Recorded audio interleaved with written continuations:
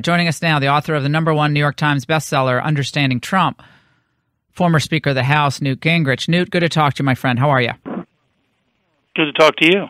So we got the leaks. I think you have to assume that for all 8 years of the Trump presidency, we will be engaged in a civil war with the bureaucracy, and that the bureaucracy will be leaking every way it can and doing everything it can to slow down what's going on.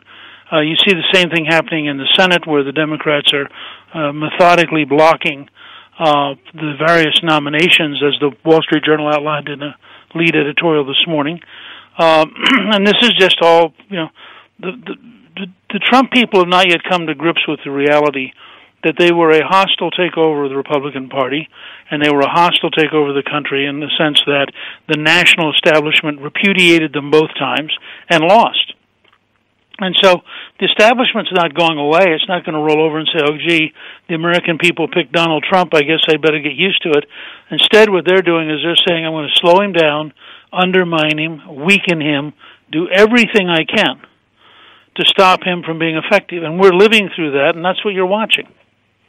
I mean, when we have members of, it seems to me, Mattis's office leaking out this information, I don't know whether to kind of isolate Bannon or pick apart his theory, but that's disturbing.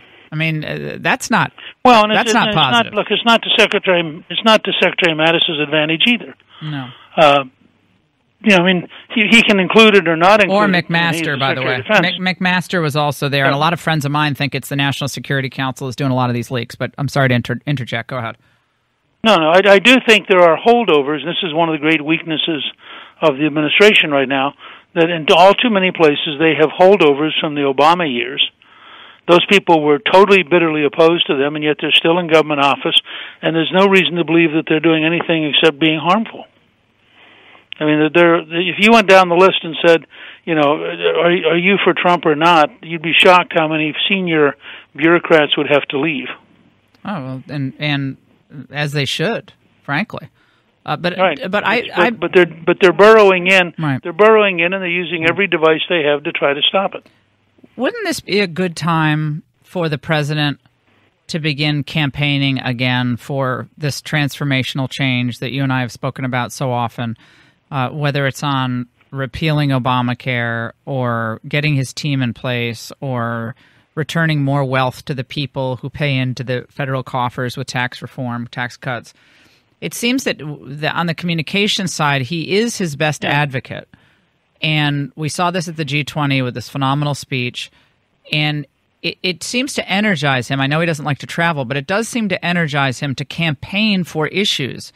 And it seems like we have to campaign to get the Republicans' rear ends in gear on some of these big initiatives so he could score some big legislative wins and force the media to cover the legislative agenda rather than Donald Trump's meeting with some two-bit Russian lawyer. Look, the more President Trump can focus, particularly in the short run, on creating jobs and economic growth through tax cuts, the more he and his entire cabinet spend August talking in a positive way about the opportunity to get America growing again. Kevin McCarthy had a great interview, and the Republican majority leader in the House, and had a startling fact, which I had the folks here at Gingrich Productions double check. In Obama's best year of economic growth, it was worse than in Bill Clinton's worst year of economic growth. And just think about that. For 8 years, Bill Clinton's economy grew, and since I was speaker for 4 of those, I'm pretty proud of this. But for 8 years, it grew dramatically faster than Obama, so much faster that in the very best year Obama had of economic growth, he was lower than Bill Clinton's worst year. Now, why am I bringing this up? If Trump would go back to being Mr. Jobs, Mr. Economy, Mr. Economic Growth, if they would outline the tax cut bill now, right now in July, spend all of August, drown the health fight, drown the Russia stuff, focus the American people on what the American people care about, which is jobs and take-home pay, and really force the Congress in September to mark up and move a tax bill with a specific goal of having it signed into law no later than Thanksgiving and making it retroactive to January 1 of this year. That would give them such economic growth in 2018 that it would virtually guarantee the Republicans would keep the House and gain 4 to 6 seats in the Senate. I agree with that. I think they need to repeal this and have a date certain where the replacement has to take effect, where it has some more of the free market elements that we know will drive the cost of healthcare down, Newt. The New Republic has a piece out today, The Truth About the Russia-Trump Collusion Conspiracy, making the case that the Donald Trump Jr. meeting with this, quote, Kremlin-connected lawyer, Natalia Veselnitskaya, that was on June 9th. And then June 9th, Donald Trump, candidate Trump, tweets about Clinton's missing 33,000 emails. They're trying to say that the timing of that is curious. Then they go on to say that Donald Trump Jr.'s desire to meet with this woman shows that there was at least a demand side of the Trump collusion narrative present, that there was a demand for the services of the Russian government to hurt Hillary Clinton and perhaps provide information, and that this meeting, even if nothing came of it, this meeting is proof that they wanted this help from Russia. Well, look, I mean, the left has a narrative which basically says Clinton couldn't have lost on her own because she was a terrible candidate, and she couldn't have lost because she had terrible ideas, so the Russians did it. Now we got to go find proof that the Russians did it. They've been looking for proof now for 7 months. They don't have any. I've yet to see anything which resembles a serious effort to change the election. And I think you really have to question the degree to which this is just a Washington phenomenon. This is why I think the president should focus on issues that matter to the American people, like jobs and economic growth. Let the lawyers fight it out. Let the New York Times and Washington Post be happy covering trivia. But in the long run, I don't think this is going to come to anything. But on the left, it gives them something to write about and be excited about, and allows them to avoid thinking about how bankrupt their ideology is. What about this idea of, in Afghanistan, of switching up our efforts away from the deployment of more American troops? We've been there since 2001, where we first started the invasion, and we're still there. What are your thoughts on that?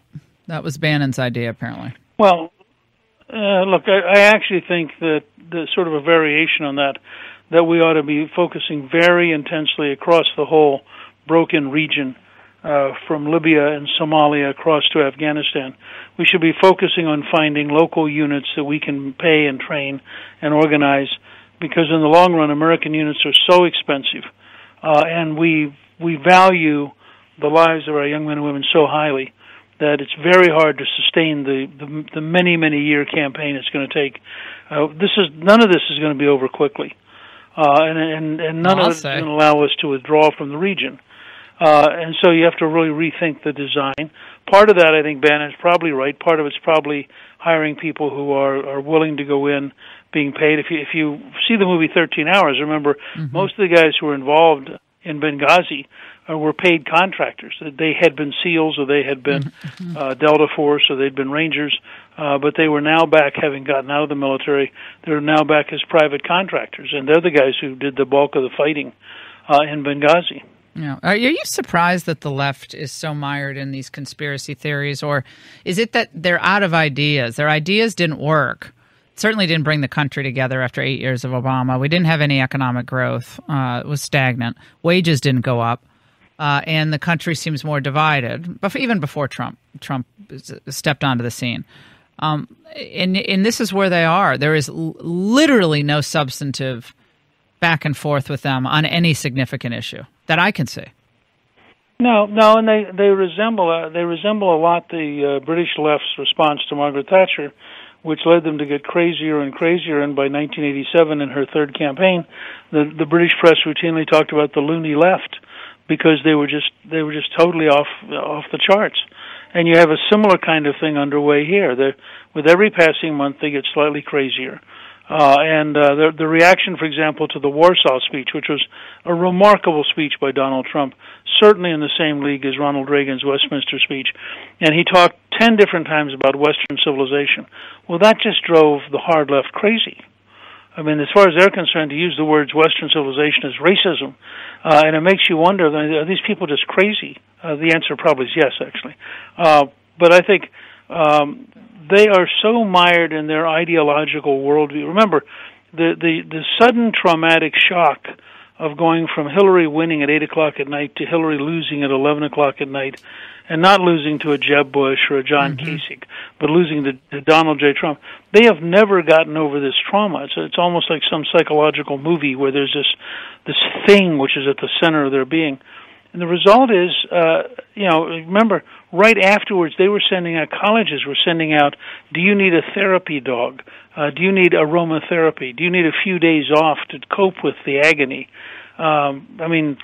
This stuff just would be very funny if it wasn't so dangerous. In such a time where things are so, so critically important with North Korea, we got no help from the G20 on North Korea at all. All that was a big waste of money. I mean, as far as I can tell, if the president gave a great speech in Poland, he could have just gone to Poland and given the speech and come home.